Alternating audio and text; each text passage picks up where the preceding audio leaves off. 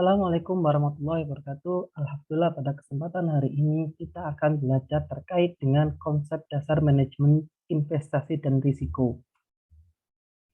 Jadi nanti teman-teman dari pembelajaran mata kuliah ini, apakah teman-teman bisa menganalisis investasi apa yang cocok dan investasi apa yang aman, yang mana risikonya yang paling kecil, dengan tingkat peluang returnnya paling besar.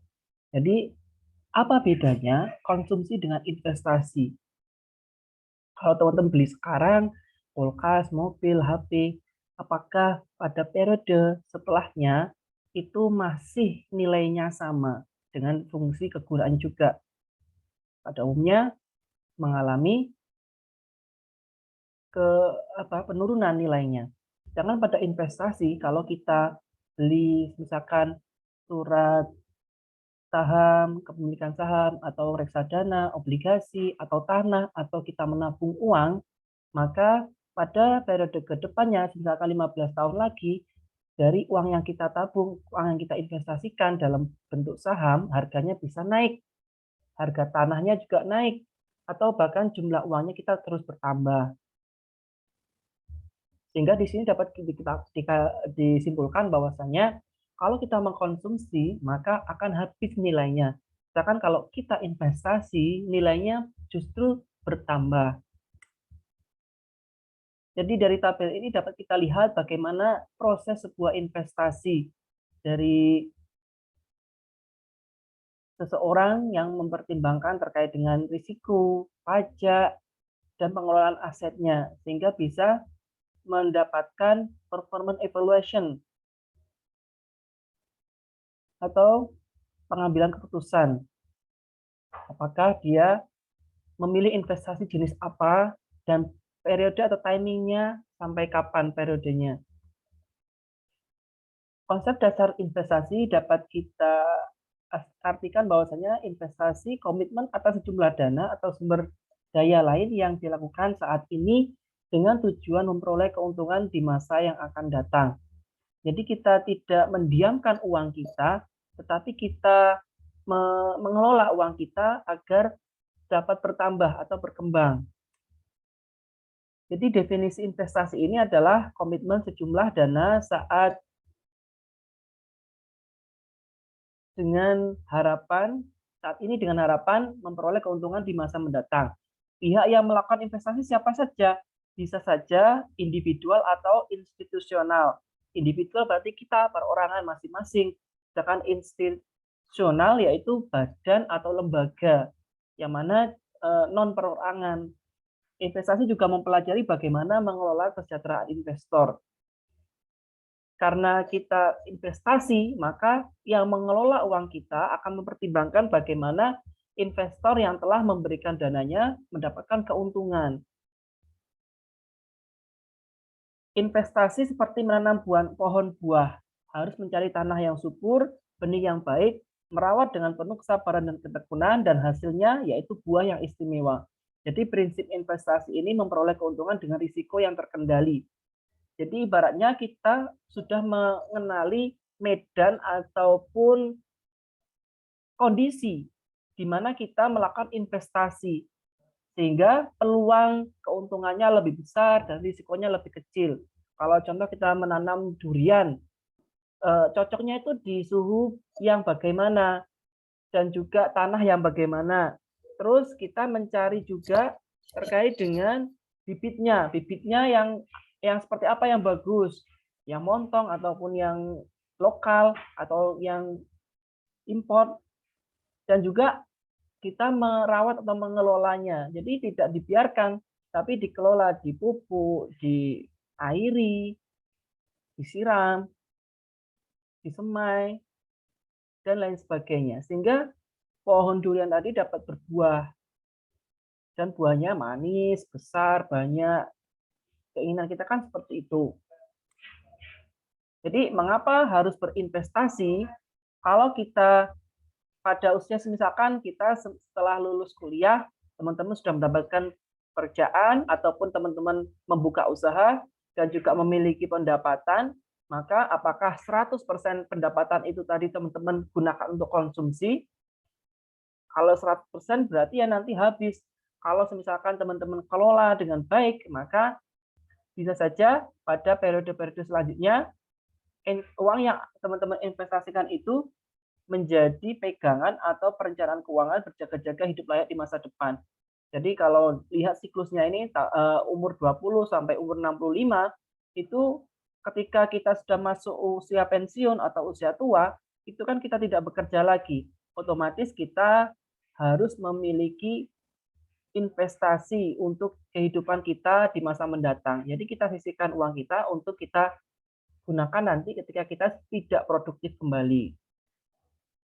Yaitu kalau lihat motor sekarang dengan 20 tahun yang lagi 20 tahun mendatang, maka 20 juta dapat sepeda motor. Kalau 20 juta mungkin 20 tahun mendatang cuma dapat persnelengnya atau bannya saja, rodanya saja. Jadi investasi untuk melindungi bahaya inflasi juga. Tujuannya untuk melindungi inflasi. Jadi agar uang kita tidak terdeflasi, maksudnya mengalami penurunan nilai, itu kita bisa melakukan investasi karena investasi itu akan menyesuaikan nilainya.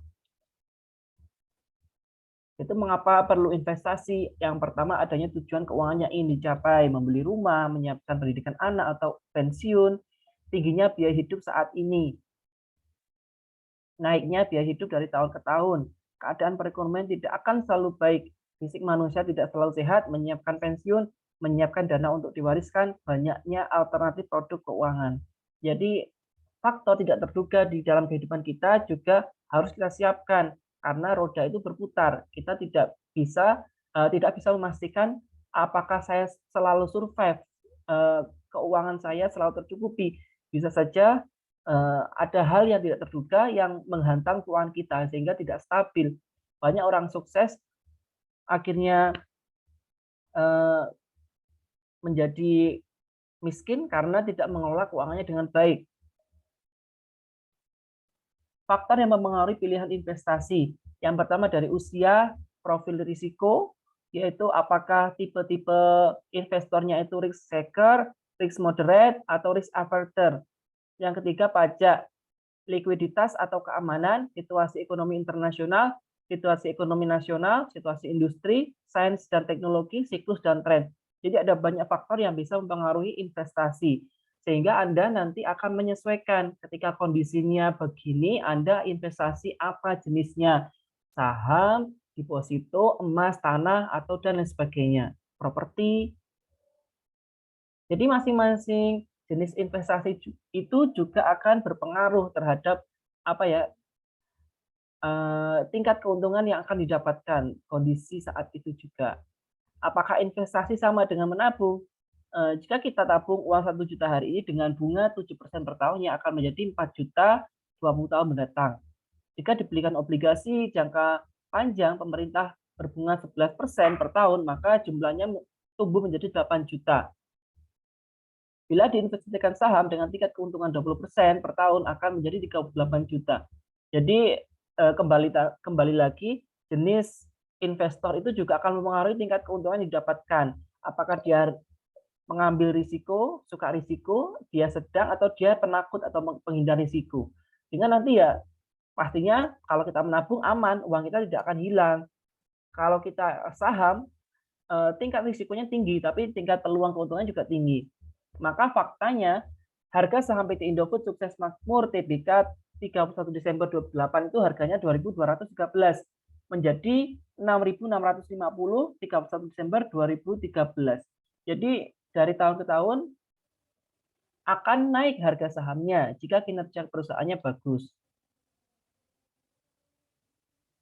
Nah, ini teman-teman juga perlu ketahui antara investasi dan spekulasi. Investasi adalah kegiatan berdasarkan analisis menyeluruh serta menawarkan keamanan dana investasi dan imbal hasil yang wajar. Di luar itu adalah spekulasi. Jadi kalau teman-teman ditawari sebuah investasi atau bisnis yang mana tingkat keuntungannya itu tidak masuk akal, bisa saja kemungkinan besarnya itu adalah spekulasi. investor sejati mempunyai horizon waktu setidaknya 3 tahun. Jadi pasti ada break even point-nya. Kapan uang saya akan kembali, berapa tingkat keuntungannya, itu sudah jelas. Investor sejati mengharapkan keuntungan dari pertumbuhan pendapatan dan laba bersih perusahaan dalam jangka panjang. Tidak mudah khawatir dengan naik turunnya harga saham akibat sentimen sesaat, peduli dengan kondisi fundamental perusahaan. Jadi kalau teman-teman sudah menganalisis dengan baik dan benar, otomatis teman-teman sudah memetakan apakah investasi saya itu prospek. Prospek dalam artian adalah tumbuh atau berkembang, di mana kinerja pengelolaannya bagus. Kalau ini contohnya tadi adalah perusahaan, maka perusahaan yang berkinerja baik, kemungkinan besarnya setiap tahun perusahaan akan naik harga sahamnya, karena dengan tingkat pengelolaan yang baik, pendapatan naik, dan kinerjanya juga akan naik. Sentimen nasabah juga atau investor juga baik. Tujuan normatif pada pasar modal, demokratisasi ekonomi orang-orang dengan berpenghasilan, keahlian berbisnis terbatas, bisa ikut memiliki bisnis besar yang menguntungkan. Jadi demokratisasi ekonomi itu bisa saja orang yang tidak bisa mengelola investasi bisa menggunakan pihak ketiga sebagai pengelola keuangannya. Jadi orang yang berinvestasi itu tidak harus terjun langsung, bisa saja dia menginvestasikan dananya, orang lain yang mengelola. Jadi prinsip investasi ini tentukan tujuan dengan jelas. Anda itu tujuannya mendapatkan apa? Keuntungan atau kenaikan harga. Pilih instrumen investasi sesuai dengan tujuan yang ditetapkan. Jadi investasi itu luas. Pilihlah jenis yang sesuai dengan karakteristik Anda. Apakah Anda itu suka tantangan, apakah Anda sangat berhati-hati, itu juga akan menentukan jenis investasi yang dipilih. Teliti, kenali apa yang akan dibeli dan beli apa yang kita kenali. Jadi kalau misalkan kita tidak mengenali, maka kita tidak bisa memetakan risiko dari investasi itu tadi. Jadi setidaknya minimal Anda harus tahu berapa peluang keuntungannya, apa saja tingkat risiko kerugiannya, itu harus Anda pahami. Sehingga Anda dapat mengelolanya. Jangan berpikir untuk spekulasi. Anda inginnya berpenghasilan besar dan dengan jangka waktu yang relatif pendek. Ya jatuhnya nanti ke spekulasi, berarti nanti ke apa ya, binumeri yang mana yang lagi ramai itu yang ditangkap polisi karena penipuan bermiliar-miliar. Itu masuk ke spekulasi, bukan investasi lagi. Sebarkan dana dalam berbagai instrumen investasi untuk mengurangi risiko. Jadi kalau uangnya banyak ya dipecah agar risikonya itu kecil. Karena kalau kita investasi dalam satu jenis, maka ketika kondisinya kurang bagus, maka ya 100% dana kita akan berhenti di situ atau tertahan di situ. Berbeda ketika kita berbagai jenis investasi dimiliki, dari real estate, mungkin dari tanah, ada juga di pasar modal, saham, deposito, obligasi, reksadana. Itu ya ketika satu jenis investasinya kondisinya kurang bagus, ya tidak tidak menutup kemungkinan yang lainnya bagus, tetap stabil, sehingga dapat mengurangi risiko kerugiannya. Yang terakhir 3P, percaya diri, pengetahuan, dan pengendalian diri.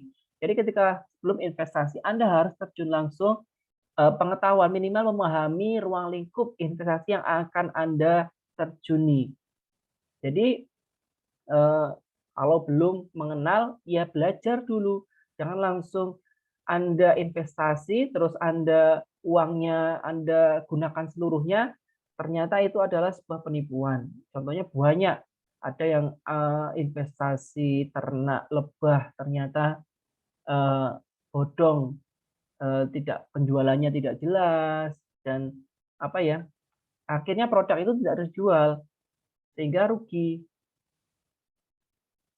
Seharusnya Anda ketika bisnis itu ya secara bertahap, dalam skala kecil dulu, ketika sudah berjalan lancar, sukses, Anda kembangkan, terus dikembangkan lagi. Karena apa? Kalau kita rugi itu kita bisa meng-cut atau menghentikan kerugian kita. Jadi kita bisa menghentikan. Kalau misalkan kita sudah 100% kita masukkan dananya di situ, ya kalau rugi ya rugi seluruhnya, tidak balik modal sama sekali. Kalau proses investasi, dasar-dasar keputusan investasi, untuk memahami proses investasi terlebih dahulu harus dipahami dasar-dasar keputusan investasi. Yang pertama, return, risiko, dan hubungan antara return dan risiko itu tadi. Jadi, istilahnya kan yang paling umum high risk, high return. Apakah itu selalu berlaku? Itu Anda harus pahami, karena setiap kondisi itu kadang menyebabkan bertolak belakang dengan teori yang ada. Jadi return-nya tuh berapa, tingkat keuntungannya, risikonya juga apa saja, itu harus Anda pertimbangkan. Karena kalau misalkan terlalu besar risiko, maka biaya yang ditanggung itu juga lebih besar untuk cadangan kerugiannya. Sehingga return-nya harusnya lebih besar daripada risiko. Sehingga ketika terjadi risiko muncul, masih bisa terakumulasi oleh keuntungan atau return. Kalau kita melihat hubungan risiko dan return, maka kita dapat lihat kalau high return, maka risikonya juga akan semakin tinggi. Dan sebaliknya, kalau return-nya semakin kecil, maka risikonya juga akan mengecil.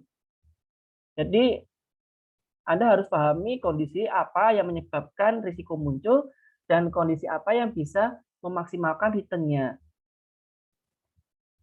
Nah, kalau berarti berbanding lurus antara aspek return dan risk atau risiko.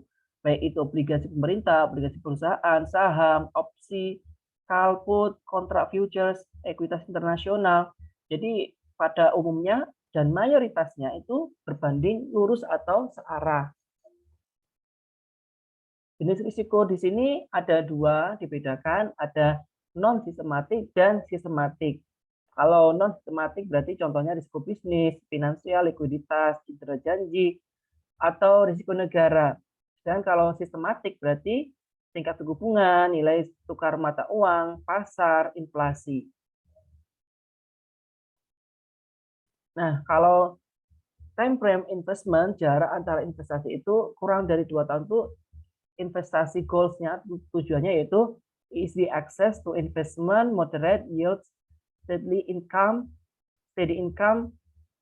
stable price, yaitu low return, vulnerable to inflation. Jadi kalau Anda investasinya pada jangka pendek, otomatis Anda harus memilih jenis investasi yang liquid, yaitu bisa dicairkan. Yang mana ya pasti return-nya rendah. Kalau jaraknya 2-5 tahun, maka moderately high yield, steady income, narrow price movement. Jadi masih sedang ya, termasuk sedang. Yang mana less safety, lower return, some vulnerability to inflation.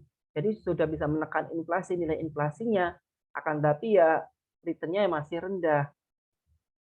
Kalau 6-10 tahun, maka moderately high return, predictable price movement, yang mana less safety, lower return.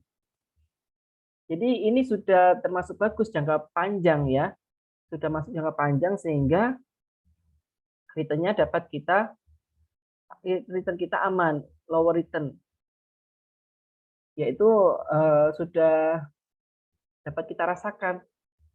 Kalau lebih dari 10 tahun, maka high long-term return potential for appreciation return that outplays inflation, yaitu price volatility may have limited liquidity and marketability patience requires. Jadi yang jangka panjang itu ya lebih dari 10 tahun, sehingga pastinya tingkat keuntungannya lebih besar karena waktu penerimaannya lebih panjang. Jadi proses keputusan investasi itu yang pertama penentuan tujuan investasi, penentuan kebijakan investasi, pemilihan strategi portofolio. Pada penentuan kebijakan itu kita memilih menentukan keputusan alokasi asetnya. Jadi kita bagi alokasinya mau dibelikan apa nih? Batasan jumlah dana, pajak, biaya pelaporan. Jadi sudah kita proporsikan investasi A, B, C berapa persen masing-masing pajaknya. Jadi ketika kita mendapatkan pendapatan, otomatis kita dikenakan pajak. dan juga biaya pelaporannya terkait dengan pelaporan dari pajak tadi. Kalau dalam pemilihan strategi portofolio, teman-teman harus perhatikan adalah strategi portofolio aktif dan strategi portofolio pasif. Jadi kalau teman-teman jangka panjang mungkin ya lebih ke pasif ya, kalau jangka pendek lah lebih ke aktif. Contohnya kalau teman-teman di pasar modal ada di saham, itu kan teman-teman ketika jangka pendek itu melakukan investasi dengan take profit atau trading. Kalau misalkan yang portofolio pasif berarti ya contohnya teman-teman hanya mendapatkan dividen setiap tahunnya, pemilihan aset, dan juga pengukuran dan evaluasi kinerja portofolio atau benchmarking terhadap indeks portofolio pasar. Jadi meskipun jangka panjang itu teman-teman harus perhatikan apakah pasarnya itu tetap naik atau terjadi penurunan. Kalau turun terus ya cut kerugiannya sehingga tidak rugi lebih jauh lagi. Bila kita melakukan investasi ada dua pilihan, melakukan investasi secara periodik atau melakukan investasi sekali saja. Nah, itu tadi yang saya katakan, kalau mau investasi, jajaki dulu pasarnya atau langsung 100%. Ya kalau misalkan teman-teman sudah memahami pasar, sudah ahli di situ ya nggak apa-apa, sekali saja langsung di depan tembak 100% dari modalnya. Tetapi kalau teman-teman masih menjajaki pasar ataupun masih belajar, ya secara periodik lebih bagus. Karena apa? Kalau misalkan gagal, itu ya sudah bisa dihentikan, di-cut, tidak diteruskan lagi. Kalau investasi secara periodik berarti melakukan investasi secara rutin, setahun sekali, 6 bulan sekali, sebulan sekali. Jadi contohnya teman-teman membeli saham BRI dari gajian. Jadi teman-teman gajiannya misalkan ya pendapatannya 3 juta. 3 juta itu teman-teman sudah kalkulasikan berapa untuk berapa untuk biaya hidup, berapa untuk akomodasi, berapa untuk biaya-biaya yang lainnya. Nanti disisakan berapa persen untuk investasi. Sangat ampuh untuk mengejar target dana yang besar kelak. Jadi karena terbatasnya dana itu ya bisa disiasati dengan seperti ini. Tidak perlu memiliki jumlah dana yang besar pada saat ini, tapi cukup menyisihkan sebagian kecil penghasilan untuk diinvestasikan ke dalam sebuah produk investasi. Jadi kalau kita bisnis berarti ya kita memerlukan ketekunan. Karena kita sahamnya terbatas atau modalnya terbatas. Kalau investasi secara periodik berarti investasi secara periodik sama seperti orang tukang membangun yang sedang membuat dinding. Jadi hanya bedanya dengan berinvestasi akan diperoleh bunga. Sementara tukang bangunan tersebut tidak mendapatkan bunga. Yang ia lakukan hanyalah seperti menabung ke dalam celengan secara rutin. Jadi menabung dengan berinvestasi itu berbeda. Kalau menabung ya jumlahnya sama. Tapi kalau investasi selain jumlahnya sama mendapatkan tambahan. Kalau investasi sekali saja cukup memasukkan uang sekali saja ke dalam sebuah produk investasi. Misalnya deposito, diendapkan selama 10 tahun, setiap tahunnya kan mendapatkan bunga. Kemudian didepositokan lagi sehingga bunganya makin lama makin besar. Tapi sama itu kita tidak pernah menyentuhnya sampai selama 10 tahun. Jadi kalau investasi yang jangka panjang rata-rata itu kita tidak bisa menarik sewaktu-waktu. Jadi sudah ada termin atau peraturannya. Minimal kita berapa tahun atau berapa periode baru bisa kita menariknya. Berinvestasi secara lamsam ibarat naik ke sebuah gunung bersalju di atas. Kita ambil sekumpulan salju lalu kita membentuknya sebuah bola terus kita gelindingkan. Maka ya ke bawah yang semakin besar. Kalau dilihat dari jenis-jenis investasi ada aktiva real dan aktiva keuangan atau non realnya. Kalau aktiva real berarti investasi pada aktiva yang bisa terlihat dan dapat diukur dengan jelas. Misalnya membeli tanah, rumah, emas. Risikonya relatif lebih kecil karena aktivanya real, tetapi tingkat pengembaliannya juga relatif kecil daripada aktiva keuangan. Jadi high risk, high return. Ini lebih aman, tapi tingkat pendapatannya juga lebih kecil. Atau dilakukan pada aktiva bersifat keuangan seperti deposito, saham, obligasi, dan derivatif dari saham. Risikonya umumnya lebih tinggi daripada real karena investor hanya akan mendapatkan surat bukti, tidak bentuk fisiknya. Diperdagangkan pada dua kategori berdasarkan lamanya masa berlaku instrumen. Jadi ada yang tadi jangka panjang, jangka menengah, jangka pendek. Nah, kalau kita lihat matriks taktik investasi berdasarkan usia dan profil risiko. Jadi kalau 24 sampai 45 bisa saja kita mengambil risiko yang tinggi karena kita masih ibaratnya dari pikiran, tenaga itu masih power, masih kuat. Jadinya risiko tinggi ini nggak apa-apa. Kita masih bisa bekerja. Beli saham yang sedang tumbuh. Kalau sudah masuk usia 45, 65, maka kita agak rem, kurangi sedang, sehingga risikonya juga sedang, tidak terlalu tinggi. Contohnya beli portofolio atau saham. Kalau lebih dari 65 maka sangat berisiko. Karena kalau misalkan kita kehilangan uang ya kita hilang. Maksudnya mau bekerja ya kita sudah nggak kuat lagi untuk bekerja.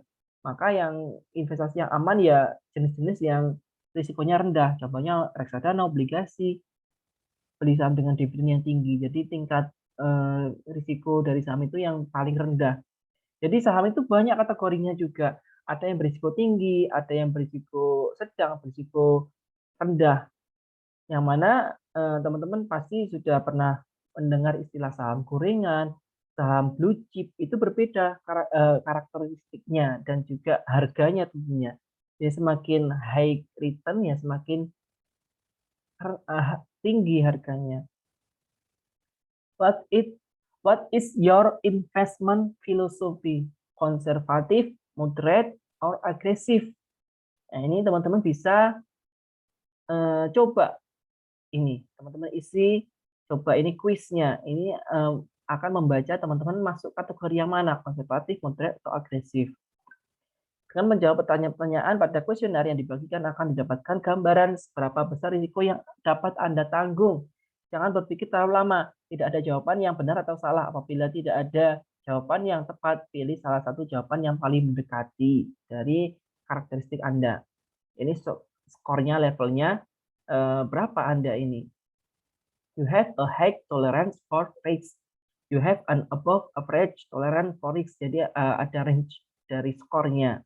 Anda masuk yang mana? Kalau saya kalau tidak salah itu masuk ke 28 coba-coba kemarin itu you have an average moderate tolerance for risk. Terima kasih atas perhatiannya dan atensinya. Cukup sekian materi yang dapat saya sampaikan. Terima kasih banyak. Sampai jumpa pada pertemuan selanjutnya. Jika ada pertanyaan bisa disampaikan. Kurang lebihnya maaf. Terima kasih. Assalamualaikum warahmatullahi wabarakatuh.